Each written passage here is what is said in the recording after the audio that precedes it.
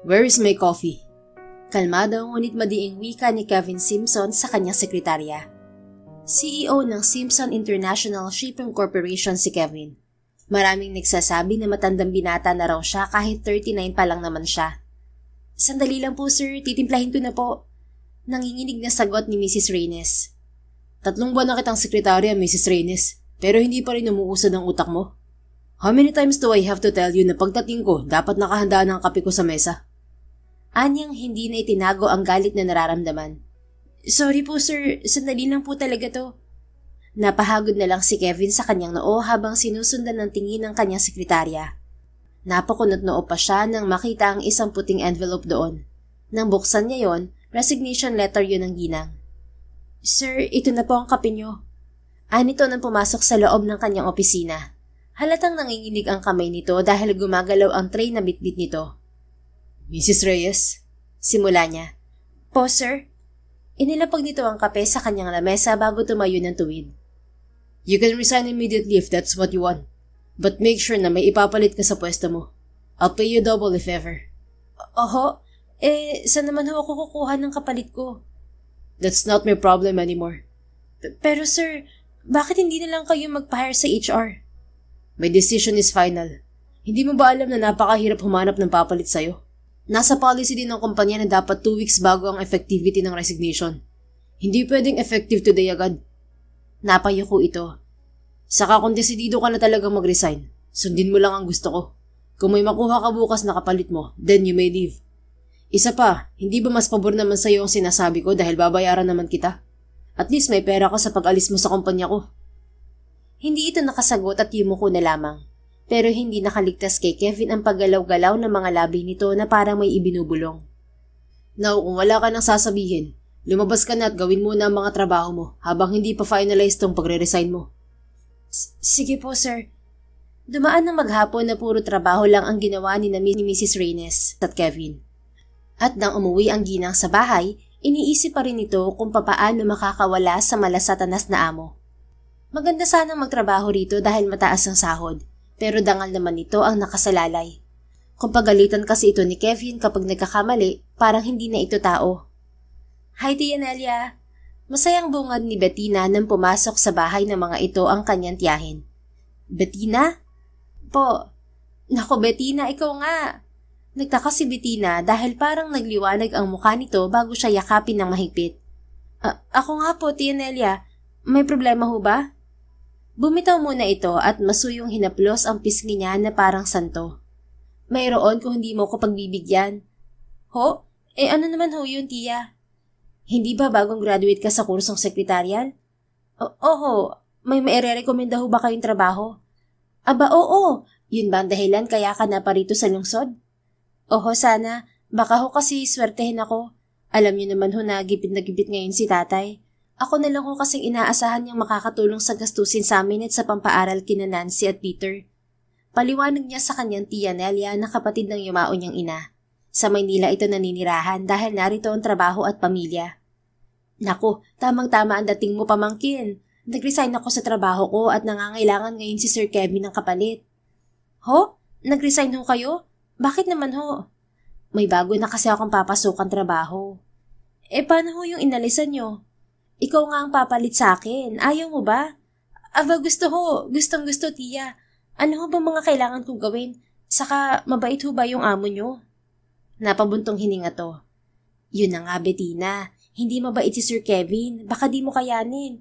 Para siyang kakambal ni Satanas. Yun na totoong dahilan kaya gusto ko nang umalis sa kanya. Maaga akong mamamatay sa lalaking yun sa sobrang sama ng ugali. Naisip kong bata-bata ka pa naman. Malayong atakihin ka sa puso pag nasisinghalan. Habang ako'y nanginginig na agad basta tingnan lang ng masama ng lalaking yun. Malaki sanang sahod dun pero hindi ko kayang ugali ni Sir. Pagtatapat ng kanyang tiya. Ganoon ho ba? Sandali siyang nag-isip pagkaway tumango-tango at ngumiti rito. Huwag ho kayo mag-alala, ako na ang bahala sa kanya. Para namang hindi niyo ako kilala. Palaban din ho ako at wala ring sinasanto. Magkakasukatan kami ng ugali. Baka siya ang magsawa sa akin at sumuko. Ay, oo nga pala. Munti ko na yung makalimutan. Halika na nga. Kumain na muna tayo habang pinag-uusapan ng mga kailangan mong gawin. Isusulat ko rin ng iba para hindi mo na makalimutan. Binalingan nito ang anak. Sally, okay na ba ang lamesa? Tanong ni Tia Nelia sa kanyang pinsan na kanina pa abala sa kusina. Opo, Mami. Tugon ng pinsan niya.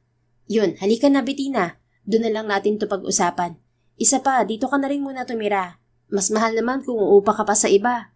Kasya naman tayo dito dahil tatatlo lang naman kami. Saka wag mo na rin problemahin ang isusuot mo dahil marami naman ako mga pinaglumaan.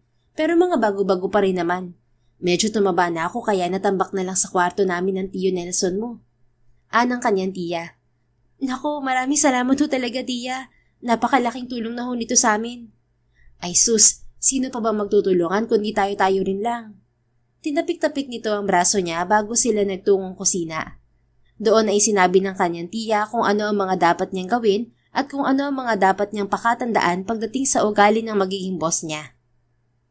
Kinabukasan ay maaga silang gumising ng kanyang tiya Nelia. Sinamahan muna siya nito at tinuro sa kanya ang mga bagay-bagay sa opisinang yon ni Mr. Simpson. Wala itong kinaligtaan dahil ayaw nitong mapapagalitan siya sa unang araw niya. At nang matapos sila, iniwan na siya roon ng kanyang tiya dahil magre-report na rin daw ito sa sinasabing trabaho ng kaibigan nito. Ready na pala talaga ang kanyang tiya Nelia sa pag-alis kay Sir Kevin. Siguro hindi talaga niya masikmurang ugali ng kanyang amo. Pero gaano nga ba kasamang ugali ng lalaking yun? Kung kakamban ni Satanas, ibig sabihin malala talaga. Napabuntong hininga si Bettina. Hindi naman ako pwedeng sumuko na lang basta-basta. Ipapakita ko sa kanyang hindi ako madadala ng sama ng ugali niya. Malay ko naman, magbago rin siya. Napangiti siya sa naisip at ipinagpatuloy ang tinitipa sa harap ng computer. Mabuti na lang talaga at biniyayaan siya ng katalinuhan dahil hindi na mahirap sa kanya ang mga ganoong bagay. Kahit ang lahat ng dapat niyang gawin doon. Ang katalinuhan niya rin ang naging susi para magkaroon siya ng scholarship at makapagtapos sa edad niyang 23. Late na siya nag-apply ng scholarship kaya late na rin siyang nakapagtapos dahil tumulong muna siya sa kanyang ama noon. Awa nga ng Diyos, narito na siya. Nagtatrabaho na sa unang araw. Who are you? Tanong na baritonong tinig mula sa likuran ni Bettina. Napatigil siya sa ginagawa at agad na tumayo. Hi sir, good morning po. My name is Bettina Makamandag, your new secretary. Pamangkin po ako ng dati niyong sekretarya. Magilo niyang pakilala rito. New secretary? Kailan pa ako nagkaroon ng bagong sekretarya? Where's Mrs. Reynes? Naku, mukhang may sakalimot pala ang isang to. Paano hindi niya alam na nag-resign na si Tia Nelia? Mas nilaparan pa niya ang ngiti sa amo kahit medyo kinakabahan siya. Sir, hindi po ba nagpaalam na si Mrs. Reynes sa inyo kahapon? Sabi niyo raw po makakaalis lang siya kapag may kapalit na siya. Well, ako na po yun. Hindi naman po kayo lugi sa akin, sir, kasi matalino po ako. Masipag, hardworking, maaasahan, at higit sa lahat, maganda. Sabi niyang muntik pang matapik ang bibig. Ano maganda ha, Bettina? Maghunos dili ka nga sa mga sinasabi mo. Kastigo niya sa isip. What did you say, miss? Napalingon ito sa sulok ng opisina nito. At saan mo naman napulot ang halamang yan ha? Hindi mo ba alam na allergic ako sa mga halaman? Inis nitong tanong. Po? Pero wala naman hong sinabi si Mrs. Reynes na allergic kayo sa halaman. Ang sabi lang niya sa babae lang daw. What? Halos mabingi si Bettina sa lakas ng boses ng kanyang boss. Maliho ba ang pagkakaintindi ko, sir? Pero kung allergic ko kayo sa halaman, sige ho, aalisin ko na. Ilalagay ko na lang sa may pantry. Akmang kukunin na niya ang halaman nang muli itong magsalita. No, just leave it. Saan mo ba kinuha ang pambili niyan? Lihim siyang napangisi bago ito muling hinarap. Ito ho. Libre lang ho ito. Hiningi ko kay Tia Nelia para naman may nakikita akong ibang kulay dito sa black and white niyang opisina. Ganoon niya ho kasi ilarawan to kagabi kaya naisipan ko magdala ng halaman. Sa susunod, magtatanong ka muna bago ka magdesisyon. Naintindihan mo? Opo sir, noted po. Matagal lang silang nagkatitig ang dalawa. Medyo nailang pa si Bettina kasi panay ang sulyap nito sa mapupulang mga labi niya. Siya naman, hindi mapigilang tingnan ng mga labi nito. Natural din kasi yung mapupula. Although mas maganda sana kung mananatili na lang yung nakatikom para hindi na makapanakit. Hindi nabanggit ng kanyang tiya na may itsura pala ang magiging boss niya. Alon-alon ang buhok nitong itim na itim at matangos ang ilong. Ang mga mata nitong parang sa agila ay nanunuot sa laman niya kung makatitig. Idagdag pang ang kakapal ng mga pilik niyon, kaya hindi ito nag-anyong mabagsik talaga. Tapos medyo pa-heart shape ang mukha nito. Isang bagay na kahit nangungunot ang noon nito ay gwapo pa rin. Ahem, ano pang tinatanga-tanga mo dyan? Magtrabaho ka na, Miss Makamandag. Ayoko sa lahat ay nag-aaksaya ng oras kapag nasa trabaho. Dahil ayoko nang sasayang ang binabayad sa'yo. Oo naman sir, sabi ko nga ho magtatrabaho na ako. Pinagmasdan ni Kevin ang babae hanggang sa makaupo ito sa pwesto nito. Siya naman ay ilang segundo pang itinayo sa harap nito bago nagawang pumasok sa loob ng kanyang opisina. Unang bumungad sa kanya ang masarap na aroma ng kape. Bahagyang gumalaw ang sulok ng kanyang mga labi bago nagtuloy-tuloy sa kanyang lamesa. Naroon na ang isang tasa ng umuusok pang kape. Napasulyap siya sa pwesto ng babaeng kita sa bubog na dingding. Saktong lumingon din ito sa kanya kaya nagtama ang kanilang paningin. Nginitian siya nito sabay kindat. What's with that woman? Anya bago inayos ang kwelyo ng polo niya pati na ang suot niyang korbata. Hinagip niya ang kapeng tinimpla nito at ininom yun. Napataas ang 2 kilay niya dahil hindi naman habak na masarap itong magtimpla ng kape kaysa sa mga nakaraan niyang sekretarya. And speaking of past secretaries, pinindot ni Kevin ang intercom. Sinagot naman yun ni Bettina. Come inside, may sasabihin ako. Nakita niya ang madali nitong pagtayo at pagpasok sa kanyang opisina. May ipapagawa po ba kayo, sir? Tanong nito. Baka makalimutan ko. Heto ang sweldo ni Mrs. Reynes at bonus niya. Bonus po at sahon? Ang sabi po ng tiya, wag ko na raw pong kunin. At bakit naman daw? Kasi po, na-trauma yata siya sa inyo, sir. Mariing nagdikit ang mga labi ni Kevin. Ako nga, Miss Makamandag, ay wag mong pinaglololo ko. Anong na-trauma? Aba, sabi po kasi ni Tia Nelia, para daw po kayong leon at laging galit. Kakambal daw po kasi kayo ni Satanas. What did you say? Natutup nito ang bibig, pero hindi man lang niya nakitaan ng takot ang muka, kaya mas lalo siyang nainis sa babae. Sorry sir, nagsasabi lang naman ako ng totoo. Kita nyo nga ngayon, para nyo na akong lalapain ng buhay. Abat, sumasagot ka pa talaga. Kasi totoo naman ho sir, kita nyo ang mga litid nyo sa leeg, puputok na. Sige kayo sir, baka maaga kayong mag-fly away kapag lagi kayong ganyan. Ang bata nyo pa naman, sayang din ang lahi nyo, ang gwapo nyo pa naman. Damn it, hindi ako nakikipagbiruan sa'yo, Miss Makamandag ha. Mas lalo naman ho ako sir, sino ho bang may sabi na nagbibiro ako? Totoo namang nakakabawas ng buhay ang palaging pususungit at nagagalit. Walang nagawa si Kevin kundi ang marahas na huminga ng malalim bago pinaningkitan ang babaeng kaharap. Hindi talaga ito natatakot sa kanya kahit pagalit na siya. Ibang klase rin ng babaeng to. Ano sir, may sasabihin pa ho ba kayo? Kung wala na ho, babalik na ako sa trabaho ko. Ang dami ko ho kasing kailangan tapusin ngayon. Baka mapagalitan niyo ako kapag di ko natapos ang mga yun agad. No, wait for the check. Hindi ako papayag na hindi kunin ang tiyahin mo ang remaining salary niya. Ayoko sa lahat ay nagkakaroon ng utang sa kahit na sino. Baka sa huli maging problema ko pa yan. Kayo ang bahala, sir. Tumango-tango si Kevin at nakipagtitigan lang dito na para bang hindi na nais pang kumilos. Sir, yung cheque ho, huwag niyo rin ho akong titigan ng ganyan dahil baka ma-in love kayo sa akin. Sige kayo. Gosh, mauubusan nata ako ng pasensya sa walang pakundangang babae na to ah. Umismid siya. Oo na, eto na. Hindi makahintay. Medyo nakaramdam siya ng hiya rito dahil sa kanyang inasta. Kahit kasi ayaw niyang maaminin sa sarili, maganda talaga ang babae. Mahaba ang tuwid na tuwid nitong buhok, mapupungay ang mga mata, matangos ang ilong, balingkinitan ng pangangatawan, morena at hindi man katangkaran pero perpekto ang kurba ng katawan. Ito na, bumalik ka na sa trabaho mo. Ani pa ni Kevin bago ibinigay sa babae ang tseke. Salamat sir. Ngumiti muna ito sa kanya bago tumalikod. Sandali siyang natulala habang sinusundan ito ng tingin. Hindi niya alam kung ano ang nangyayari sa kanya, pero may kakaiba kay Bettina. Para siyang nawawala sa sarili na ewan. Ano bang mayroon sa kanya? Niwala nga sa kanyang standard ko sa babae. Tanong niya sa sarili bago napahagod sa noo at napatingala. Bakit pakiramdam ko mas lalo ako mamang problema ngayon? Gumaganti ata sa akin si Mrs. Reynes ah. Napabuntong hininga si Kevin at muling napatingin sa pwesto ng bagong sekretarya. May isang linggo nang nagtatrabaho si Bettina kay Kevin pero hindi pa rin niya matunuhan ang ugali nito. Hindi naman ito nananakit, pero para talagang may kutsilyo ang bibig ng boss niya kung makapagsalita. Kaya kung seseryosohin talaga ng kahit na sino, tiyak na marami talaga itong mapapaiyak. Idagdag pang lagi itong nakasigaw. Subalit lahat ng yon, kinakaya ni Bettina.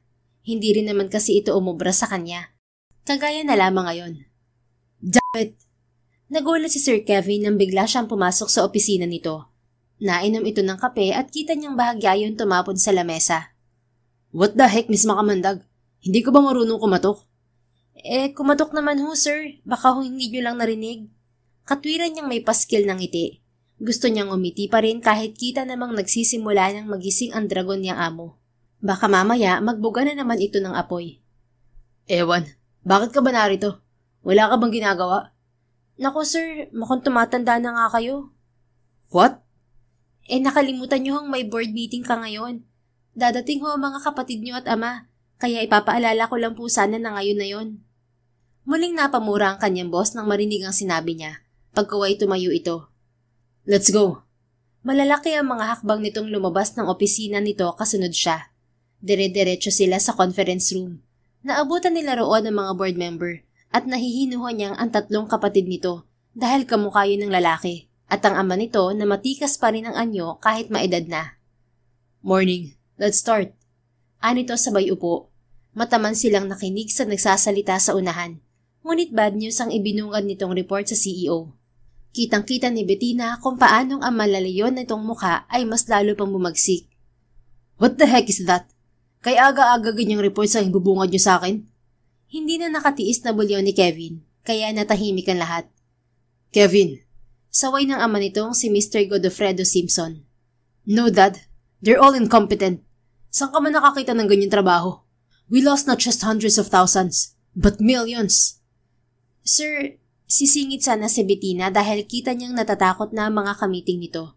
Pero nasinghalan lang siya. Shut up and just jot down all the important things I need because that is your job. Baling ito sa kanya. Para na itong halimaw at ang mga kilay ay magkapalit na halos ng pwesto. Nakagat ni Bettina ang kanyang labi at napayuko. Sasabihin lang naman niyang kumalma ito, pero mukhang hindi yun uubra sa pagkakataong yun. Malaki kasing pera ang nawala sa kumpanya. Sino nga ba naman ang matutuwa? Where is the head of our cargo? Galit pa ring tanong nito. Itinaas ni Mr. Delapa ang kanang kamay nito habang nakayuko. Mukhang alam na rin nito ang mangyayari. Dahil kasi sa pagkawala ng napakalaki nilang kliyente, bumagsak ang sales ng kumpanya. Isa pa, may nag-viral ding video sa isang social media platform na ang ilang mga packages sa cargo nila ay hindi nakakarating sa tamang oras sa pinadalhan. Kaya maging ang ilang regular clients nila ay unti-unting nagsilipat sa kakumpetensya nilang kumpanya. Mr. Delapa, alam mo ba kung gaano kalaking sales ang nawala sa kumpanya? Nanlilisik ang mga matang tanong ni Kevin dito. I'm so sorry sir. Hindi ko naman po. Yes, sinadya mo to. Sinadya to ng departamento mo. At alam mong walang puwang sa kumpanya ko ang mga incompetent na empleyado. You're fired, Mr. Delapa. Now, out! Itinuro ng kanyang boss ang pintuan palabas. Namumula ang muka at mga mata ng Ginoo na mabilis na umalis. Walang nakapagsalita sa kanila pagkatapos niyon.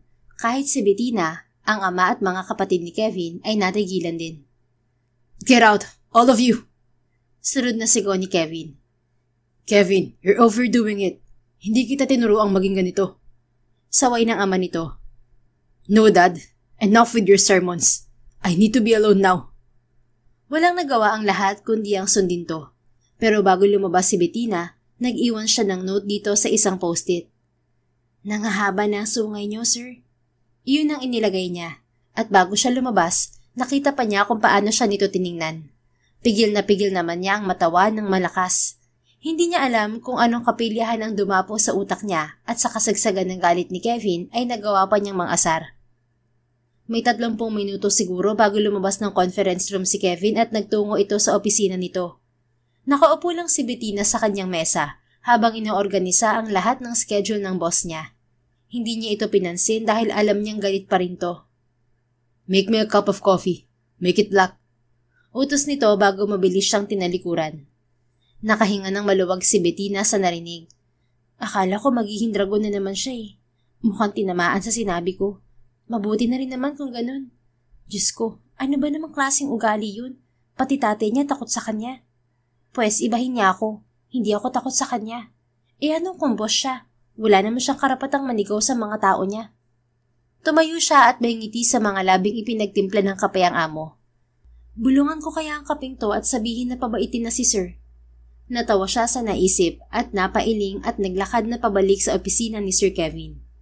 Saktong pagpasok niya roon ay kausap na ito ng ama nito. You should stay low, iho. Babagsak ang kumpanya natin kung ganyan ka humawak ng ating mga staff.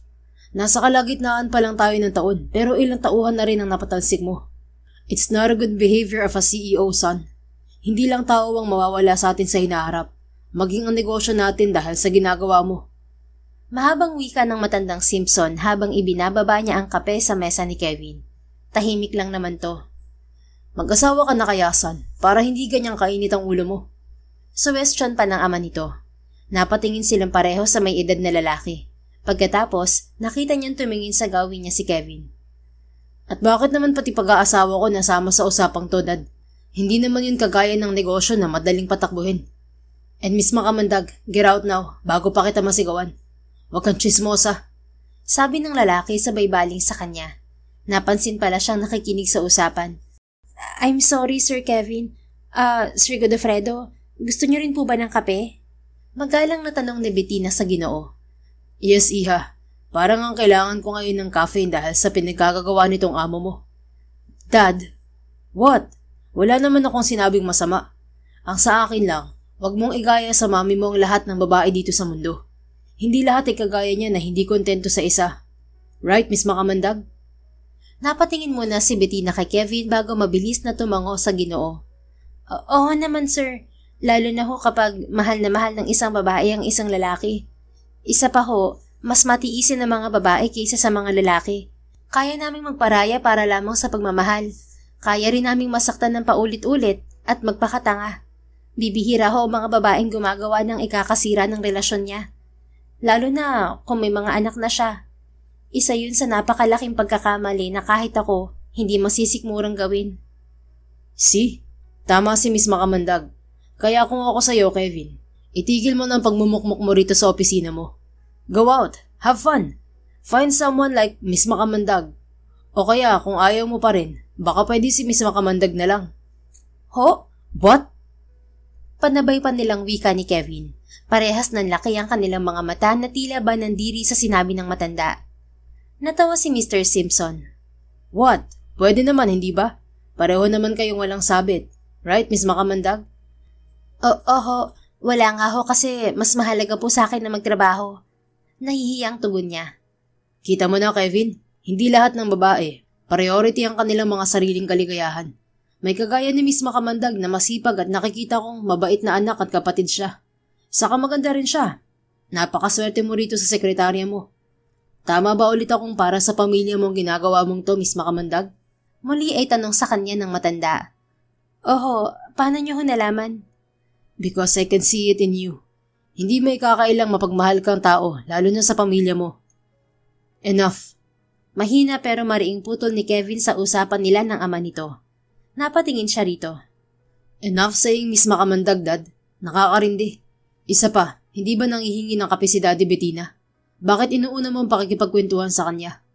Sarkastikong tanong nito nang balingan siya. Sa halip na mainis, gusto pang matawa ni Bettina dahil sa nakikitang itsura nito. Inis na inis kasi ito. Pasensya na sir. Yung daddy mo po kasi ang naunang kumausap sa akin. Parang ang disrespectful naman po kung hindi ako sasagot sa isa sa may-ari ng pinagtatrabahuhan ko. Nangangatwiran ka pa talaga? Kilos na. Opo, Mr. S. Anong Mr. S, Miss Makamandag? Tanong ni Mr. Simpson. Ano po, Satanas po. Simpson po, Sir Godofredo. Sagot niya sabay patakbong lumabas ng opisina. Narinig pa niya ang pagtawa ng Ginoo at ang paghampas ni Kevin sa lamesa at ang pagsaway ng ama nito rito. Hay, ewan ko lang kung sinong uubanin sa atin dalawa dahil sa stress. Pero tiyak kong hindi ako yun. Humahagik-hik niyang wika sa sarili. Samantala, naiwan namang nagpupuyos pa rin sa inis si Kevin. Hindi niya matanggap na sinasagot-sagot lang siya ng kanyang bagong sekretarya. At ang mas nakakainis pa, palagi siyang natatalo sa kapilyahan nito. Hindi rin niya maintindihan kung bakit hindi maibuka ng bibig niya na fired na ito. I really like Miss Makamandag. Napatingin siya sa kanyang ama. Again? Dad naman. Enough with her name, okay? Why? What's with her name ba? Nothing. I just don't want to hear it. Nothing? Really, son? Mataman siyang pinagmasdan ng ama. Umiling-iling naman siya. Seriously, Dad? Pati ba naman si Bettina irereto niyo sa akin? Sa ayaw ko nga mag-asawa eh. Natawa ito. Ayaw? O baka naman natatakot ka lang? Son, like what we said, hindi lahat ng babae kagaya ng mami mo. Yeah, I know. Naniniwala na ako matahimik na lang kayo. No, son. Hindi ko gustong igiit itong bagay nito sa'yo dahil totoo lang naman ang sinasabi ko. Tingnan mo si Bettina. She's a very hardworking woman. She knows what to prioritize, and that is her family. Lumuwas pa siya ng Manila para lang makatulong sa pamilya. Ang mga kagaya niyang babaeng pinahahalagahan at pinamahal. Siya ang uri ng babae na hindi ka iiwan kahit na ano pang mangyari. At paano naman kayo nakakasiguro? Talagang binasa niyo yung profile niya? Because I've been there, son. Minsan na rin ako nagmahal. And yes, I've asked the HR na ibigay sa akin ng files ni Bettina. Tingnan ko lang naman kung tatagal siya sa'yo. Nagsasawa ng HR na ihanap ko ng bagong sekretary eh. As if silang nag-hire kay Bettina. Dinala lang naman yan dito ng tsahin niya. Huwag mong ibahin ang usapan. Dinala siya rito o hindi. Alam ko nakikita mo nakakaiba siya. Huwag mo na siyang igiit at ipare sa akin, Dad. Naiirita ako sa babaeng yun. Masyadong maangas at balasagot. Ang sabihin mo, hindi mo kaya ang karisma niya at personalidad. Ang lakas, di ba? Ano ba talagang punto mo, Dad? Sabing ayoko sa mga babae, di ba? Hindi nga kasi lahat ng babae gaya ng mami mo, anak. Paulit-ulit tayo eh. Huwag mo nang sabihin yan. Pareho lang ni mamang mga babae. Kapag nagsawa na, mangiiwan din at ipagpapalit ka sa iba. Sa ating dalawa, di ba dapat mas galit ka kay ma'am dahil niloko ka niya? Napabuntong hininga ang ama. Kung patuloy mong ikukumpara sa iyong ina ang lahat ng babae, wala talagang mangyayari. Hindi ka makakaalis sa nakaraan, Kevin. At ito ang pakatandaan mo. Hinding-hindi ka rin magiging maligaya kahit na kailan. Hindi lahat ng pagkakamali ng mami mo ay kasalanan din ng lahat ng mga babae. They're different, son. Saka napatawad ko ng mami mo. Naging abala din ako noon sa negosyo at hindi na nagampanan ng tungkulin ko bilang asawa niya. Kaya nawalan ako ng oras sa inyo. Hindi ko siya masisisi kung bakit binaling niya ang pagmamahal niya sa iba. Natahimik si Kevin. May punto naman ng ama. Ayaw lang talagang tanggapin ng isipan niya. Dahil para sa kanya, kung nasaktan ito noon, mas higit siya at ang kanyang mga kapatid. Dahil siya ang panganay sa kanilang apat, alam na alam niya halos lahat ng pinagdaanan ng kanyang ama. Dahil 13 taong gulang na siya noong iwanan sila ng kanyang ina. He became a father figure to his younger siblings because his father was nowhere to be found. Palagi itong wala dahil hinahanap pa rin kung saan nagpunta ang kanyang ina. Natauhan lang ito nang muntikan nang mawala ang bunso nila dahil sa pagsunod sa daddy nila. Nabangga ang kanyang kapatid at halos 2 buwan na nasa ICU. Kaya nga mas lalo siyang nagalit sa kanyang ina. Sa ngayon, hindi pa rin niya nagagawang dalawin ang puntod ng kanyang ina. Ni ang sumilip dito nang mamatay ito ay hindi niya ginawa. Dahil dama pa rin niya ang iniwan nitong sugat. Sugat na hindi niya alam kung may pag-asa pa bang maghilom.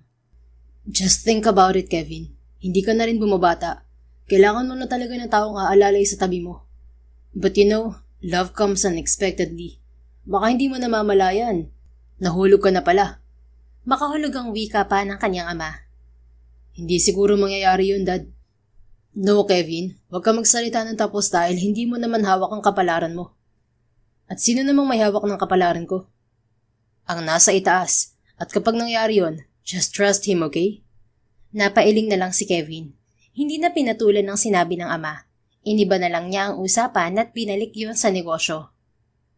Mabilis na lumipas ang 1 buwang mahigit, pero ganoon pa rin si Kevin. Mainitin pa rin ang ulo nito kaya madalas ay aso't pusa sila ni Bettina. Ngunit napapansin niya ring may pagkakataon na mabilis na humuhupa ang init ng ulo ng CEO. Kaya naman kahit papaano ay natutuwa siya. Ilang beses na rin kasi niyang binalak na sumuko. Pero sa tuwing naiisip niya ang pamilya sa probinsya, lumalakas ang loob niya. Isa pa, sayang ang sweldo. Covered na nun lahat ng gastos nila ng pamilya. Tarantang tumayo siya mula sa kanyang pwesto at lumapit dito. Anong sunog ang pinagsasasabi mo? Kasi sir, parang bumbero ang bibig niyo. Ang lakas kaya. Daig pa nga ang sirena ng bumbero. Nagulat tuloy ako. Mariing nagdikit ang mga labi nito at kitang-kita niyang gusto na nitong tirisin siya. Ngumisi siya. Kalma, sir. Para nagbibiro lang po. This is not a circus, Bettina. And I'm not a clown to joke around. Sorry na, sir. Ano bang sasabihin niyo? Umuwi ka sa inyo. Ho? Sa lapit nilang dalawa, nagtalsikan ng mga laway niya sa mukha nito. Madali itong napapikit habang siya naman ay agad na pinunasan ng mukha nito. Naku, sir. Sorry. Nakapag-shower ka tuloy nang wala sa oras. Nabigla kasi ako. My God. Ano ba, Bettina? Inis nitong tinabig ang kamay niya. Sorry po ulit, sir. Hiyang-hiyang wika niya. Sorry. Puro ka sorry. Paano kung may rabies ka? Sir naman, ako magkakarabis. Sa hayop lang ho yun. Humans are the highest form of animals. Hindi ka ba nakinig sa biology class mo? At nag-lecture pa nga. At may sagot ka pa nga. Natawa si Bettina na lalong ikinasama ng mukha ng kanyang amo kaya madali niyang pinigilan ng sarili. Pasensya na ho. Bakit niyo ho ba ako pinapauwi? May nagawa ho ba akong mali? Si Santi na ho ba ako? Huwag naman, sir. Madami pa akong responsibilidad sa pamilya. Tanong niya para hindi na uminit pa ang ulo nito. As much as I want to, hindi ko naman magawa dahil magaling ka namang empleyado. Pero kung ugali ang pagbabasihan ko, baka nga first day pa lang si Santi ka na. Kung ganon, bakit nga ho? Pack your things. We're going to London. Ho? Seryoso, sir? Madali niyang tinakpan ng bibig dahil baka tumalsik na naman ang mga laway niya. Baka sa halip na makarating ako ng London, tondo ang abutin ko. Ang saklap naman. Hindi ba pinaayos ko ng mga papeles mo? Oho, ayos na ho. Takot ko na lang sa inyo. Matapos ng kasi ang 2 araw noong pagtatrabaho ni Bettina sa lalaki, pinakuhanan siya nito ng passport. Hindi niya alam kung para saan, pero rush pa ang pinagawa nito. Yun ay para na rin daw kapag may overseas trip itong kagaya niyon, ay makakaladkad siya nito.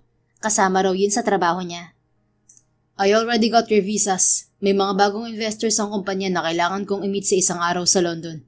Kaya natural na kasama ka. Yes! Nagsalubong ang kilay ng CEO. Hindi to leisure trip, Bettina. This is a business trip. Huwag kang maka-yes-yes dyan. May diing paalala nito. Kahit na, sir, London is still London. Bibihira kaya ang mahihirap na kagaya kung makakarating sa ganong lugar. Kaya hayaan niyo na ako magsaya. International trip kasi to. At salamat sa'yo, boss. Super swerte ko sa inyo. Maiinggit si Tia Nelia nito. Whatever. Tatalikuran na sana siya ng amo nang madali niya itong pigilan. What now? Salubong ang mga kilay na tanong nito. As in ngayon na ba, sir? Oo nga. Bakit ba parang hindi ka nakikinig sa akin? Kasi naman ho, oras pa ng trabaho ko. Hindi ba bawal mag-aksaya ng oras kasi sayang ang pinapasahod nyo? Bettina. Ay, satanas, Bettina ka. Nabiglang bulalas niya nang mahalatang naiirita na ang lalaki. Sabi ko nga, sir, ngayon na, ano ho bang oras ng flight natin? Saka ilang araw ho ba tayo ron? 5 days. Kita na lang tayo sa airport ng 7 p.m. Okay, sir. Alis na ako. Wala po ba akong service, sir? Hindi mo po ba ako ipapasundo sa driver ng kumpanya? At talagang humirit ka pa. Makakapag-travel ka na nga ng libre. Kasi sir, malate man ako, at least hindi mo ako bubugahan ng apoy dahil sakay ako sa property ng company mo. Ay, demanding na babae. Fine. 3 hours before our flight, ipapasundo ka ng HR sa company driver. Siguraduhin mo mauuna ka sa akin, kundi iiwanan kita. At dalhin mo ang mga dokumento na kailangan natin. Dumaan ka muna sa HR, ibibigay nila sa'yo lahat. Copy, sir. Parang may pakpak ang mga paa ni Bettina na umuwi sa kanila pagkagaling sa HR. Dahil wala siyang luggage, nanghiram na lang siya sa kanyang tiya. Wala ring preparation kaya halos mawindang siya dahil hindi man lang siya nakabili ng mga damit kahit nasa ukay. Mabuti na lang talaga at kasayas niya rin ng pinsan niya. Pinahiram siya nito ng mga pang-OOTD niya. 6:00 pa lang ng hapon ay nasa airport na siya. Napakaaga siyang sinundo ng company driver. Pabor naman sa kanya dahil na rin sa excitement. Inaliw niya ang sarili sa pagtingin-tingin sa kung ano-ano at pagsapit ng 7:00, saktong dumating si Kevin. Sandali pang natigilan si Bettina dahil mas gwapo itong tingnan kapag naka-casual attire. Have you checked the weather in London? Tanong nitong nakataas ang isang kilay. Yes, sir. Fall po kaya malamig na rin. Bakit, sir? May problema ho ba sa suot ko? Tanong niya bago tiningnan ng sarili. Umiling si Kevin. Hindi naman. Mukha ka lang Christmas tree. Anya bago ito nilagpasan. What? Anong Christmas tree? Grabe naman kayo kumanlait, sir. Hindi niya napigilan ang matawa habang nakikinig sa pagnguto-nguto nito. Actually, maganda naman talaga ang ayos nito. Naka-black skirt na hanggang tuhod at pulang 3/4 blouse ito. Pinatungan nito yon ng itim na leather jacket, tapos nag-rubber shoes to. Dalagan-dalaga ang dating. Parang nagpula lang Christmas tree na kaagad. Kung siya nga mukhang... Mukhang what, Bettina? Bumaling siya rito na seryoso ang muka. Wala, edi kayo nang gwapo, sir. Umismid ito bago siya nilagpasan.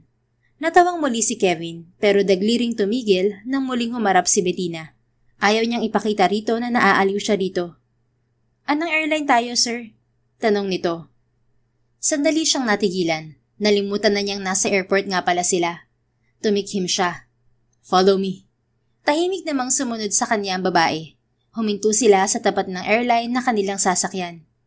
Here's your documents. Kompleto na yan. Iniabot niya rito ang isang clear folder kasama ang passport, visa at plane ticket nito. Siya na ang kumuha nun sa HR dahil baka malimutan ni Bettina. Mga dokumento para sa client meeting lang ang pinadala niya sa babae. Binuklat-buklat nito yon bago tumango-tango. Okay sir, salamat ho. Hindi naman sumagot si Kevin. Muli ay para siyang estatwa na nakatingin lang dito. Sir, una na kayo. Susunod na ho ako. Pukaw nito sa atensyon niya. No, ikaw na muna.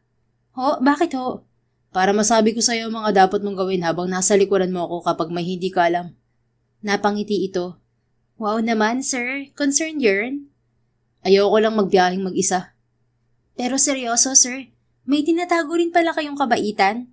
At alam niyo ho ba, mas bagay sa inyong maging mabait kaysa ang palaging masungit. Yung tipong palaging plansyado ang noo, maaliwalas ang muka, yung kahit hindi nakangiti pero hindi rin naman galit. Parang ang gaan-gaan lang ng life nyo kapag ganun kayo. Tapos mas talo kayong gumagwapo kapag hindi sambako lang mukha nyo. Tama ka naman. Pero mas gagaan ang life ko kung pipila ka na at hindi yung daldal ka pa ng daldal dyan. Ay, sabi ko nga sir. Tumalikod na ito sa kanya. Sungit na naman. Akala ko pa naman may ceasefire na magaganap sa aming dalawa. Yun pala isang malaking joke lang. Lord, kahit man lang sa biyaheng to namin, please nang pabaitin mo siya kahit 10% lang. Awa niyo na po. Narinig niyang dasal pa nito na muli niyang ikinatawa. Hindi alam ni Kevin kung anong nangyayari sa kanya. He's aware of the changes happening in him. At alam niyang dahil yun kay Bettina, ang babaeng wala yatang nadaramang takot sa kanya simula pa lang. Sa buong durasyon ng kanilang biyahe, hindi masyadong nakatulog si Kevin.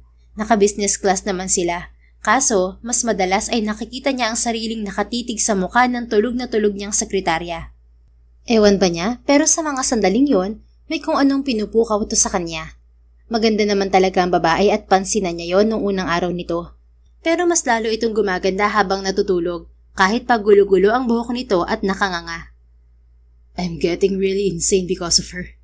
Anya sabay iling. Nang makalanding na sila, saka pa lang niya ito ginising.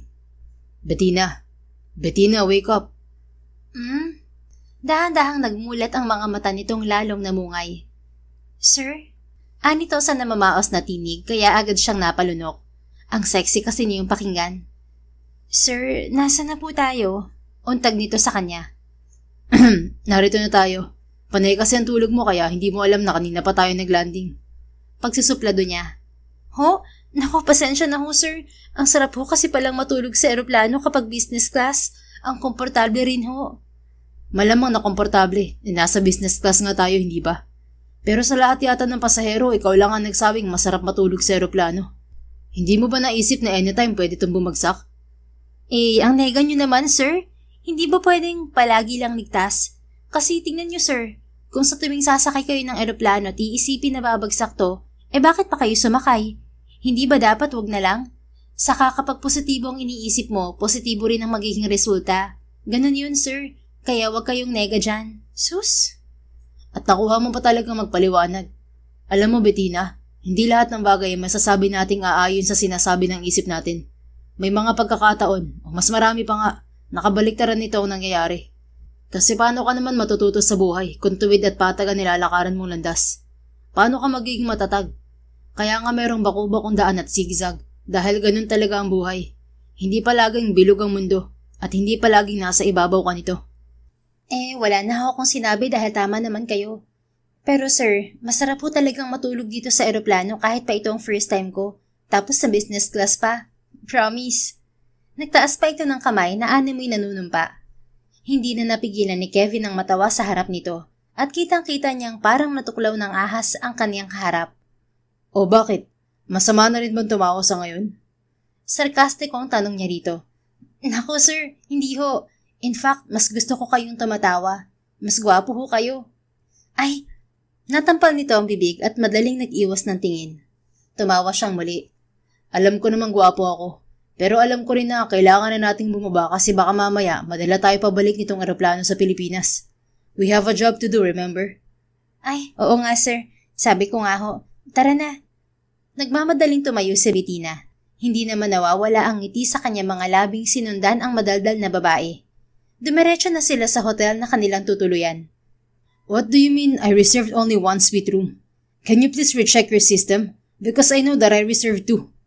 Salubong ang mga kilay na wika ni Kevin sa receptionist. Siya mismo ang nagbook ng flight nila at hotel dahil alam niyang hindi pa marunong si Bettina, knowing na fresh graduate ito at first job sa kanya. Wait a moment, sir.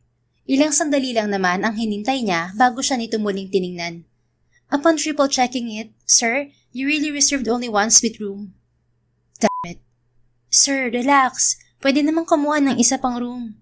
Awat sa kanya ng katabing si Bettina. Alright, I want another one. Sabi niya sa hotel receptionist habang pilit na pinapakalma ang sarili. I'm really sorry, sir, but we are fully booked these days. Apologetic na wika ng receptionist. What? Sir, kalma lang. Okay lang naman pong magkasama tayo sa iisang room. Muling tigil ni Bettina sa kanya. Sa'yo yun. I want my privacy, Bettina. Di sa kwarto kayo tapos ako na lang sa sala para hindi tayo magkita. What? Paano hindi tayo magkikita? Isang silid nga tutulugan natin. Isipin niyo na lang ho na invisible ako, sir. Saka promise, hindi ako mag-iingay. Malay mo rin, bukas may available room na sila. Di sa kakakumuha. Lahat naman ng bagay may solusyon, kaya wag agad init ng ulo, sir. Napahagod na lang sa kanyang batok si Kevin dahil sa mga katwiran ng kaharap. Mas lalo tuloy sumakit ang ulo niya. Kung ayaw niyo ho talaga ako makasama sa iisang kwarto, sa ibang hotel na lang ho tayo. Sabi pa nito. No, I'm really tired and I want to sleep. Sige na, payag na ako. Basta wag ka maingay doon, okay? Bumaling na siya sa receptionist. Okay, sir. Miss, it's okay. We're just gonna use that suite room. Alright, ma'am, sir. Here's your key card. Enjoy your stay. Ngumiti sa kanila ang receptionist. Siya na inis ay tinalikuran na agad ang mga ito at nagtungo sa elevator. Humabol naman sa kanya si Bettina. Pagdating nila sa kanilang silid, binalingan agad ni Kevin ang sekretarya. Like what you said, sa sala ka matutulog. Malaki naman ang sofa, kasyang-kasya ka dun. Okay sir, no worries. Sige na ho, mauna na ho kayo maglinis ng katawan para makapagpahinga na ho kayo. Hindi na ho ba kayo kakain? Hindi na.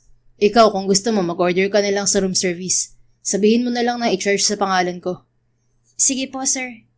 Pumasok na sa kwarto si Kevin. Dahil sa pagod, pagkatapos niyang maligo ay nakatulog siya kaagad. Paggising niya kinabukasan, naabutan niyang tulog pa rin sa sala si Bettina. At natawa siya sa itsura nito. Para kasing dinaanan ito ng ipo-ipo. Nakataas pa ang paa nito sa sandalan ng sofa habang ang blanket na siguro ay hiningi nito sa room service ay hindi na halos natakpan ng katawan nito. Nadadalas na talaga ang pagngiti ko at hindi ko alam kung bakit ganito nararamdaman ko. Ito na ba ang sinasabi ni Dad? Nagkakagusto na ba ako sa kanya? Unti-unting nawala ang ngiti sa mga labi ni Kevin dahil sa naisip. Pero tuluyan yung nawala ng kumilos si Bettina at mahantad sa kanya ang makinis nitong tiyan dahil umangat ang pajama top na suot nito. At mas lalo siyang nagpanik nang mahulog ang blanket at tuluyang mahantad sa kanya ang magaganda nitong mga hita. Maiksi kasi ang suot nitong shorts na katerno ng pajama. Dama niya ang gumapang na init sa buong katawan. At kung hindi siya aalis doon, baka tuluyan siyang masunog. What the hell, Kevin? Saway niya sa sarili. Ay, satanas na may sungay. Bulalas ni Bettina na mukhang nagulat sa malakas niyang tinig. Napatingin ito sa kinaroroonan niya. Sir, kanina pa ho ba kayong gising? Anito sabay hagip sa kumot at itinakip sa katawan nito. Hindi naman. Kagigising ko lang din. Magayos ka na kasi maaga tayong aalis para kausapin ng mga investors. At madali siyang tumalikod. Okay ho, sir. Narinig pa niyang sabi nito bago siya makapasok sa kwarto. Tumatahip ang kanyang dibdib na sinapuyon habang panay ang mura sa isip. Para kang binatilyo, Kevin. Umayos ka nga. At para mawala ang nararamdaman, naligo na lang siya. Maganda naman ang naging takbo ng meeting ni Kevin para sa mga bagong investors. Kaya naman natitiyak ni Bettina na makakabawi na ang kumpanya nito sa naging lugi ng nakaraang buwan. Congrats po, sir. Nakangiting bati niya sa boss nang palabas na sila ng restaurant kung saan nila tinagpo ang mga investor. Maraming salamat, Miss Makamandag. Aba, sir? New good quality unlock? Ha? Kasi sir, nagpasalamat kayo. Ngayon ko lang narinig yan. Kung ano-ano na naman tumatakbo sa isip mo. Halika na at baka dumating na ang sundo natin. Bakit sir? May pupuntahan ba tayo? Meron. Ayaw mo bang mamasyal? Saka ililibre din kita ng shopping para may pampasalubong ka sa mga kamag-anak mo. Aba sir, gustong gusto. Kaya halina kayo at baka nga maiwan tayo ng sundo natin. Nagpatiuna siyang maglakad sa parking. Doon ay sinalubong sila ng isang driver. Nagpakilala ito. Tapos sumakay na sila sa kotseng inarkila ng amo niya. Hindi alam ni Bettina kung saan sila pupunta, pero excited talaga siya. Baka naman mabali ang leeg mo kakatingin sa labas. Puna ng kanyang katabi sa kanya. Sir, hayaan niyo na muna ako. Alam niyo namang first time ko rito sa London. At masasabi kong ibang-iba talaga to sa ating bansa. Parang masyadong organisado ang lahat at disiplinado ang mga tao. Tipong may malalanghap ka pa ring sariwang hangin kahit nasa matao kang lugar. Ganito ang bansa kapag maayos ang namumuno. At hindi kagaya ng mga leader sa atin. Ganun ho ba, sir? Bakit? Mali ba ang opinion ko? Umiling si Bettina at tumingin dito. Hindi nga ho. Sa nangyayari ngayon sa ating bansa, parang asarap na lang manirahan sa ganitong klaseng lugar. Kaso mahirap naman sigurong makapasok dito. Mahirap talaga dahil hindi naman basta-basta ang England. This is one of the best countries in the world. Skilled workers, mga blue collars at domestic workers ang nakakapasok dito. Well, not unless you're a tourist. At kapag sinabing tourist, tourist lang. Bakasyon nang ipupunta mo at hindi trabaho. Ganun sila kahigpit dito. Ay, sana may ganito na lang din sa Pilipinas. Pwede naman kung magtitino ang mga namumuno. Yan na nga ho. Paano kung hindi sila magtino? Then we'll all suffer. Ang saklap naman, habang buhay na lang ako magiging mahirap. Malungkot na wika ni Bettina. Yun ay kung hindi ka magsisipag. Every hard work is worth rewarding with good things. Yan ang pakatandaan mo. Copy, sir. Okay lang naman pong maging mahirap, basta palaging patas sa pasahod at may maayos na sistemang gobyerno natin. Problema po kasi sa atin, mas lalong naghihirap ang mahihirap. ID pa lang, sir, pahirapan ng makakuha sa atin. Biruin nyo, sir.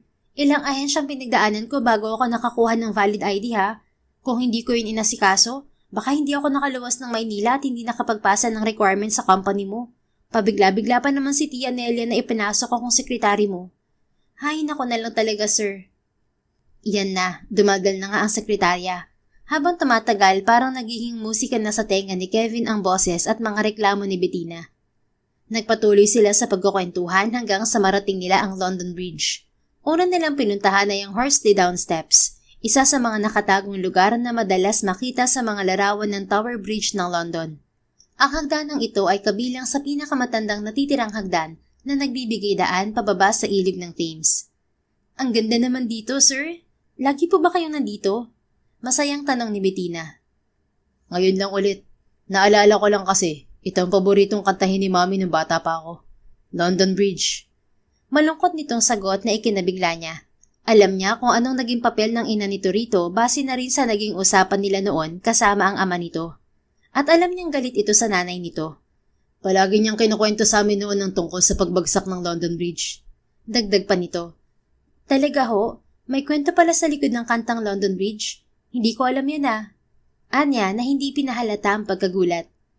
Nakita niyang ngumiti si Kevin habang nakatingin sa tulay kaya hindi niya mapigilang matulala. Good Lord, ang gwapo naman niya kapag nakangiti. Sana ganito na lang siya palagi. Sigaw niya sa isip habang kumakabog-kabog ang dibdib. Ayon sa isang kwento, bumagsak daw talaga ang London Bridge noong 1014.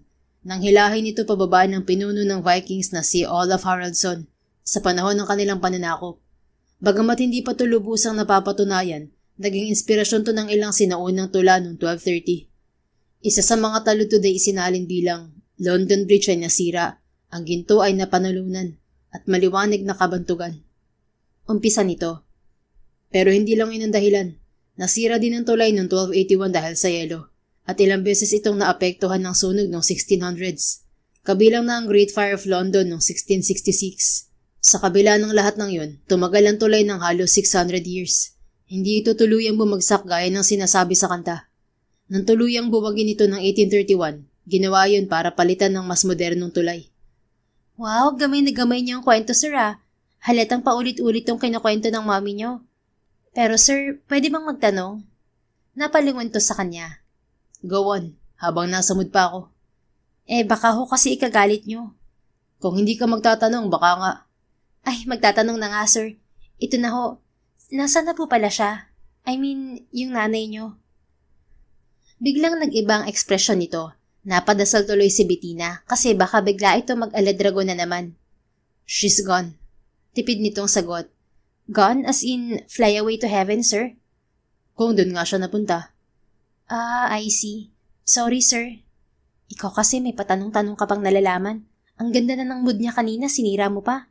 Hay naku, Bettina. There's no need to say sorry. Hindi naman ikaw ang dahilan kung bakit siya namatay.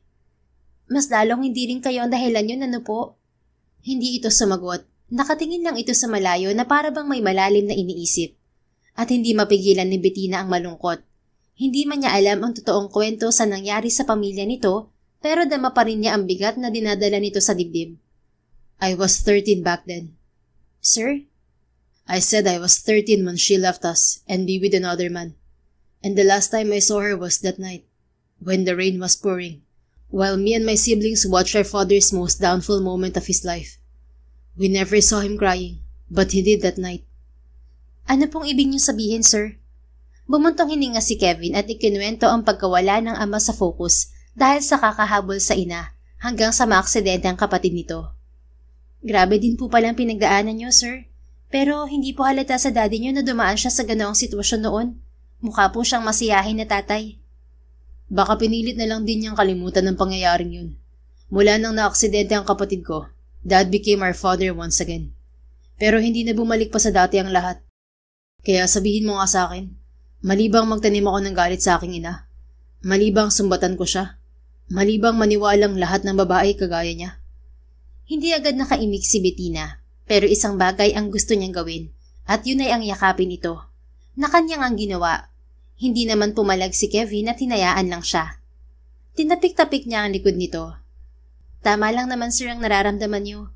Wala hong mali roon kasi nasaktan kayo. But still, you should find it in yourself to forgive her. Sa ganoong paraan lang ho kayo makakalaya sa nakaraan. Alam niyo ho, may isang bagay na higit ko natutuhan sa buhay. At yun ay ang pagtanggap ng mga nangyari. Hindi naman kasi ibig sabihin na nag-move on ka ay kinalimutan mo na. Moving on isn't all about forgetting what happened in the past. It's all about accepting it and be best version of you. That's how I look into life. Kayo na rin po ang nagsabi na hindi naman sa lahat ng sandali ay pataganda ang tinatahak natin. Hindi to palaging tuwid. At kaya tayo'y natututo kasi para maging matibay tayo. And I know because of her, you became strong. Kahit papaano may dapat pa rin kayong ipagpasalamat. Tignan niyo po si daddy niyo. Tinanggap niya ang kabiguan sa mami mo dahil alam niyang mas kailangan siya ng mga anak niya. Walang naging tugon si Kevin. Ganoon lang sila hanggang sa makalipas ang ilang segundo bago ito kumawala sa pagkakayakap niya. At hindi alam ni Bettina kung anong mahikang bumalot sa paligid nila. Basta nang magtama ang kanilang mga mata, nakita na lang niyang unti-unting lumalapit ang mukha nito sa kanya, hanggang sa magtagpo ang kanilang mga labi. Kagit siyang napapikit. Mga bituin ba tong nakikita ko? Bakit ang kikislap nila? Langit na ba to? Ito na bang langit? Pero paano? Parang baliw na tanong niya sa isip. At nang gumalaw ang mga labi ni Kevin, tuluyan na siyang nawala sa sarili. Hindi niya alam na tumutugon na pala siya. Naghiwalay lang sila nang parehong wala na silang hangin sa dibdib. Can you do me a favor, Bettina? Tanong ni Kevin habang titig na titig sa mga mata niya. Oo naman, ano ho yun? Pwede bang manatili ka na lang sa tabi ko? Oo. Please? Matagal na hindi nakaimik si Bettina. At alam niya, kapag tinanggihan niya ang lalaki, hindi na babalik pa sa dati ang lahat. Sige ho. Nakuha na lang niyang isagot. Thanks. Anito bago siya muling ginawaran muli ng mabilis na halik sa mga labi. Hindi niya alam kung ano ang nangyari, kung ano ang tawag sa kanila. But somehow, she liked the idea of being with him always. Yun ang isinisigaw ng puso't isip niya. Ewan ba niya, sa kabila ng kasungitan ni Kevin, talagang ito pa ang nagustuhan ng puso niya. Aminado na siyang unti-unti niya itong nagugustuhan. Nakikita niya na may good side rin ito. Mabilis pang lumipas ang isang buwan. Disyembre na at Christmas party ng buong SISC. Dumalo roon ang 3 kapatid ni Kevin, sina Miguel, Gabriel at Calvin. Thanksgiving na rin yon dahil sa mabilis na paglago ng kumpanyang pinamamahalaan niya. Mabilis kasi yung nakabawi sa nawalang sales dati dahil sa mga dumating na bagong investors at kliyente sa iba't ibang panig ng mundo. No doubt na talagang mahusay na CEO at negosyante si Kevin. Kaya dito pinamana ng ama ang pagiging CEO at bilang panganay na rin sa mga anak nito. Ayos! Mukhang iba na ang estratehiya mo ngayon, kuya. Congrats, kuya. Masayang wika ni Gabriel. Pansin ko lang din parang bumabata ang mukha mo ngayon, kuya. Kasing aliwalas kasi ng sikat ng araw. At ang mga mata mo, nangingislap talaga. Ano bang sikreto, ha? Tanong ni Calvin, ang bunso nila. Natawa si Kevin. Wala naman, kayo talaga. Wala, o baka naman si Miss Makamandag talaga ang dahilan. Singit ng kanilang ama mula sa kung saan. Really?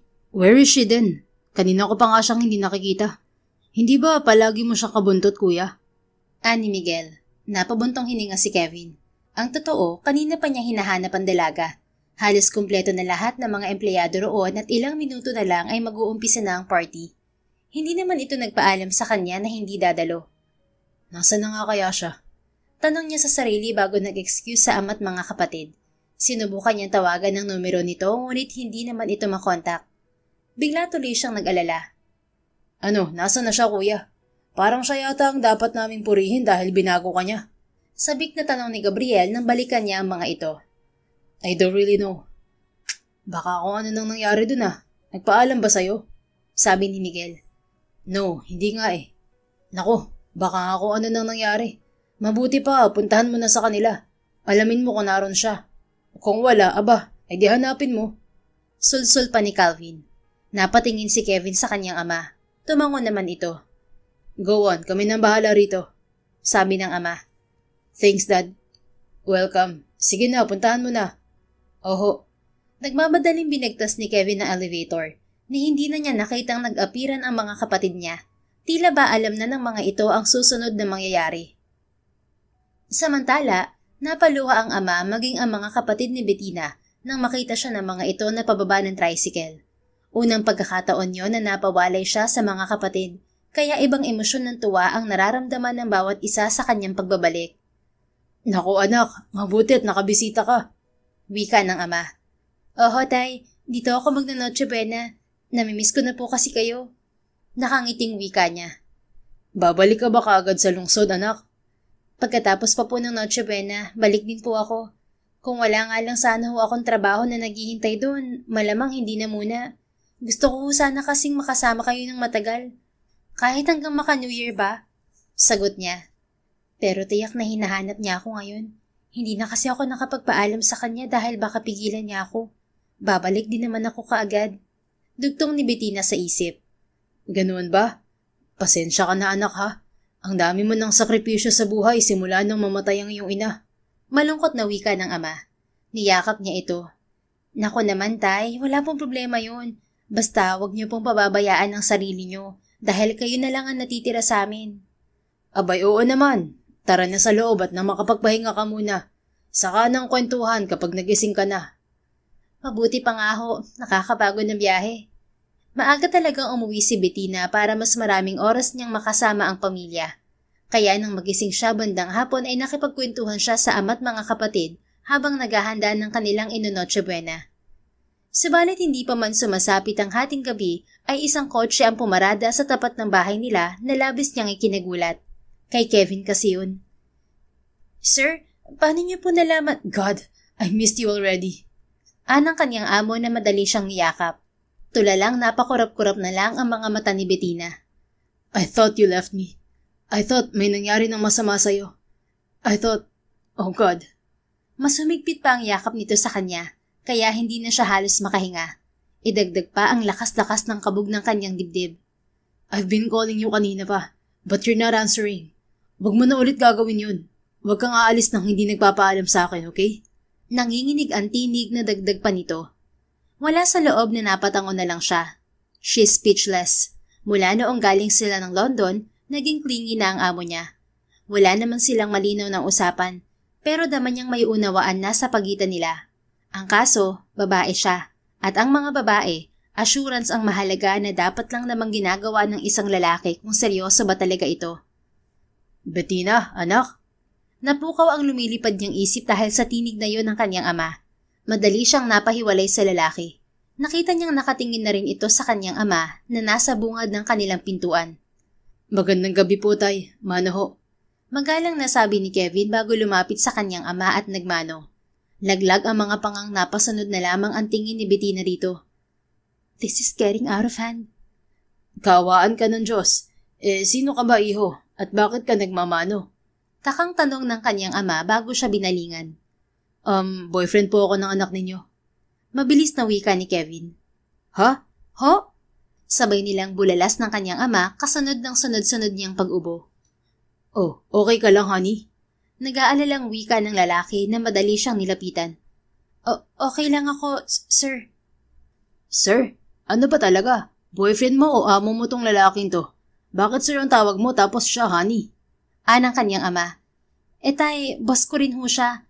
Siya ho si Kevin Simpson. Sir Kevin, tatay ko, si Mang Topacio. Pakilala niya sa dalawa. Wala na rin naman siyang maidadahilan dahil naunahan na siya ng lalaki. Nice to meet you, Tay. Ako po ang kasintahan ng anak niyo sa Maynila at magiging manugang niyo. Anito nang ilahad ang palad sa harapan ng kanyang ama. Wala namang pag-aatubiling tinanggap nito yon.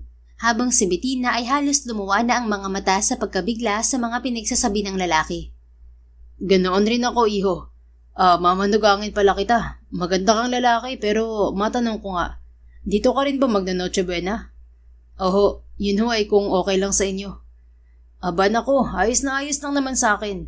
Maigi yung mas makikilala pa kita. Baka rin pwedeng mag-request. Masayang wika ng kanyang ama na para bang barkada lang nito si Kevin. Sige ho, kahit ano ho, walang problema. Ayun, pwede bang hanggang bagong taon na kayo rito? Abay, miss na namin tong anak ko. Kaya lang, babalik na rin siya sa isang araw sa Maynila dahil may pasok daw kayo. Nako tay, nakakahiya naman ho kay Sir Kevin. Ayos lang naman ho na. Pwede naman ho. Kaya lang, mas mabuti ho siguro na pagkatapos ng Pasko ay sa Maynila na tayong lahat magbagong taon, tay. Ano ho sa palagay nyo? May papasyal pa ho namin kayo ron.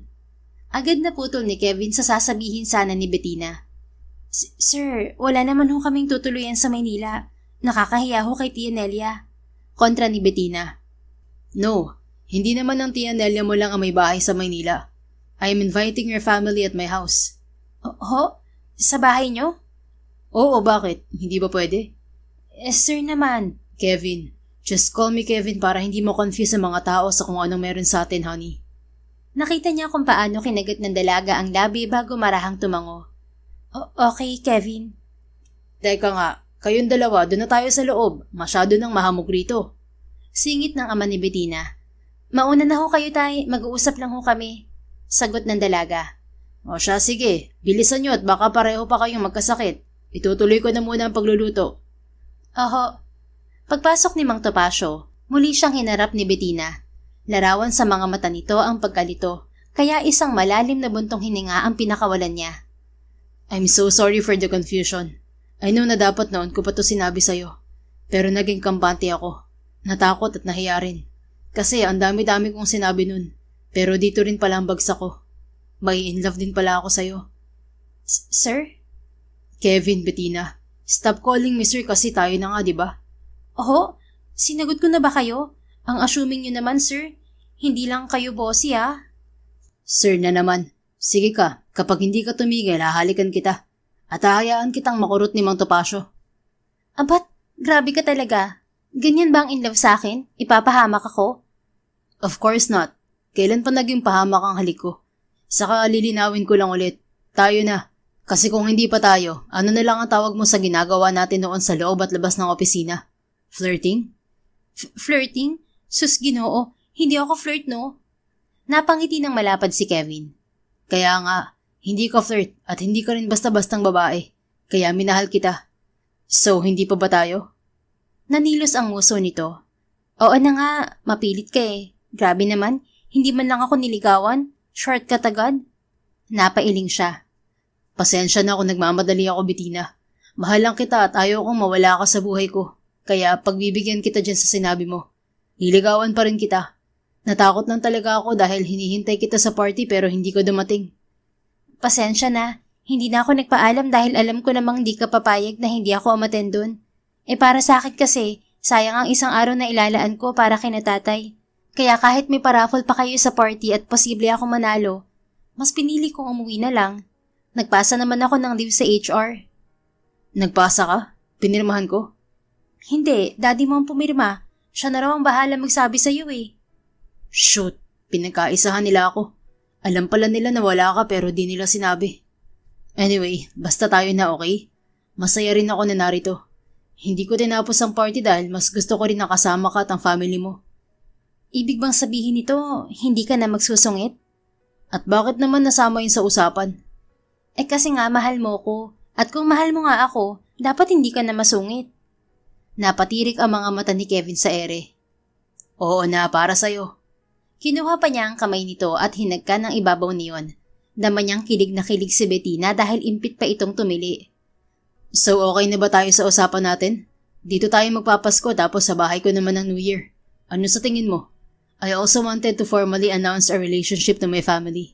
And I want them to meet yours. Kaya pumayag ka na, Nakikiusap ang mga matang tiningnan niya ito. Sus, ano pa bang magagawa ko? Teka, paano mo nga pala nalaman na dito ako nakatira? I went to your aunt. I asked your address at iminigay naman niya yun. So nag-drive ka mula Manila papunta rito sa Quezon kahit na may event? Yes, dahil hindi ako mapalagay nang hindi ka nakikita. Talaga? Opo. Kiss mo nga ako? Nanilos muli ang uso nito habang nakaharap sa kanya. Bettina. Ay tatay kong kalbo. Napatalon pa ito na ikinahalakhak ni Kevin. Halos maluha na siya pero hindi pa rin niya maawat ang sarili. Tumigil lang siya nang hampasin nito ang braso niya. Ang sama mo. Anito, natatalikuran sana siya, pero madali niyang nahagip ang kamay nito at iginawad ang pinakamatamis na halik dito. Mamaya na ang kiss, baka kasi maitak ako ng tatay mo. Sige na nga, dun tayo mamaya sa likod bahay pagtulog na si tatay. You're so funny, but seriously, you're the best Christmas gift I've ever received. I love you, Bettina. I truly do. Napangiti ito at hinaplos ang pisngi niya. I love you too, Kevin. Ang masungit kong jowa, sweet din pala. Happiest Christmas ever. Sabay nagyakap sila ng mahigpit bago sabay na pumasok sa loob ng bahay. Doon na nga nag-Noche Buena si Kevin kina Bettina. Doon din niya naunawaan ang tunay na kahulugan ng kasiyahan dahil kahit napakasimple lang ng buhay ng mga ito, walang lugar ang lungkot. Puro tawanan lang at walang humpay na kwentuhan. Para tuloy siyang naging alien habang kasama ang pamilya Makamandag. Damang-dama niya ang pagmamahalan at kaligayahan sa loob ng tahanan ng mga ito. Subalit hindi naman hinayaan ni Bettina na ma-out of place siya. Kaya naman, iyon na nga siguro ang isa sa pinakamemorableng Pasko niya. At gaya ng napag-usapan nilang dalawa, magkakasama silang lumuwas ng Maynila kasama ng pamilya nito. Sa kanyang bahay sila tumuloy na labis na ikinamangha ng tatlo. Hindi matatawaran ang paghanga ng mga ito dahil noon lang daw nakatungtong ang mga ito sa napakalaking bahay. Halos hindi nga naman nangangalahati ang konkretong bahay ng mga ito sa mansyon niya. Pero siniguro naman niyang magiging at home ang mga ito roon. Isang araw naisipan ni Bettina na isama si Kevin sa lugar na kailanman ay hindi nito ginustong makita at puntahan. Ang puntod ng ina nito. Saan ba talaga tayo pupunta? Bakit naka-blindfold din ako? Tanong ni Kevin kay Bettina. Inaalalayan niya ito habang papasok sila sa isang estruktura. Basta, sumunod ka na lang sa akin. Malapit na tayo.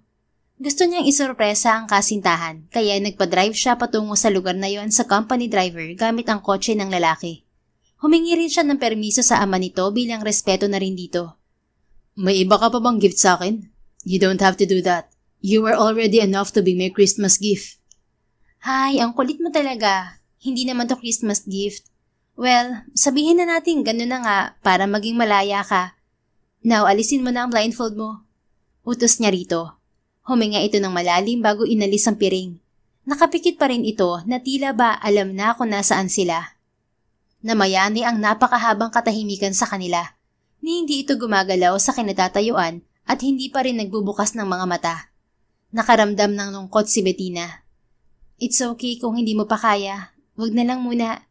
Tara na, Kevin. Sorry kung sumobra ako at hindi ko man lang naisip ang mararamdaman mo. Anya. Doon na ibinukas ni Kevin ang mga mata nito at hindi mapigilang maluhan ni Bettina nang makitang nangingilid ang mga yon. Madali niya itong niyakap. I'm sorry. I'm so sorry, Kevin.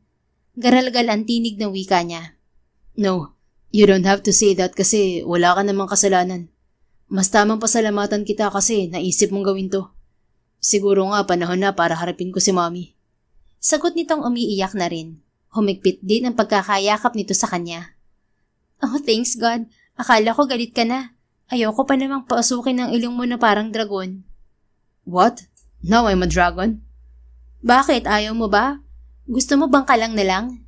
Nanunod yung wika niya bago ito pakawalan. Bangkalang? What's that? Kunot noong tanong nito bago pinunasan ang pisngi niya. Hindi mo alam? Kauri yun ng butiki. Yung mga nasa puno tapos nagpapalit-palit ng kulay. Kalahi ng tuko. What? Natawa si Bettina. Ang gwapo naman ng bangkalang ko. Pinanggigilan pa niya ang magkabilang pisngi nito. No way. Hindi ako tuko. Hindi nga ba? Napakaklingi mo kaya. Napalabi itong parang bata. Sige ka, kapag hindi ka tumigil, isusumbong kita sa nanay mo. Hindi mo ba alam na nakikinig siya sa atin ngayon? Natigilan naman ito at napalingon sa puntod ng ina. Kumibot-kibot ang mga labi nito pagkuway kinagat yun. Halatang nagpipigil itong huwag maiyak. This is the very first time you saw her, right? That's after she left. Now, pagkakataon mo nang sabihin sa kanya lahat ng mga nararamdaman mo. Ayoko lang kasing sumapit ang bagong taon na may dinadala ka pa rin dyan sa dibdib mo. Pero hindi naman kita inuutusang gawin mo yun agad-agad. Time heals all wounds nga, diba? Unti-unti, alam kong malalagpasan mo rin ang lahat dahil sasamahan kitang gawin yun. No, I'm really lucky to have you. Tama nga si Dad na hindi na dapat pa kitang pakawalan, Bettina. What do you mean? Matamis itong ngumiti ng balingan siya bago muling tiningnan ang puntod ng ina. What I mean is that, Mom, I know that for some reason, you also suffered for leaving us. Hindi ko man yun nakita pero alam ko namang hindi ikaw ang pinakamasamang ina sa mundo. You showered us all the love that you could give. I witnessed that as your firstborn. Well, siguro nga dumating ka sa puntong hindi mo na mahal si Dad. But that doesn't mean na hindi mo na rin kami mahal. You tried naman. You tried reaching us, but I chose to close all the doors for you. Ako po talaga may pagkukulang at hindi ikaw. At kung nagkamali ka man noon, alam kong may natutuhan ka rin doon dahil ganun din po ako. The woman I love told me that. Kasi sa bawat pagkakadaparaw natin, may napupulot tayong aral. At ang aral na yun ay siyang gagamitin ko ngayon. Humarap sa kanya si Kevin at hinawakan ng mahigpit ang kanyang kamay. Biglang kinabahan si Bettina dahil seryosong-seryoso ito. Ilang beses ko na bang sinabi sa sarili ko at sa kahit na sino na hindi ako iibig dahil lahat ng babae kagaya ni Mommy. Pero mali ako. Maling-mali. Bumaling itong muli sa puntod niya. You see, Mom, this woman beside me taught me many things.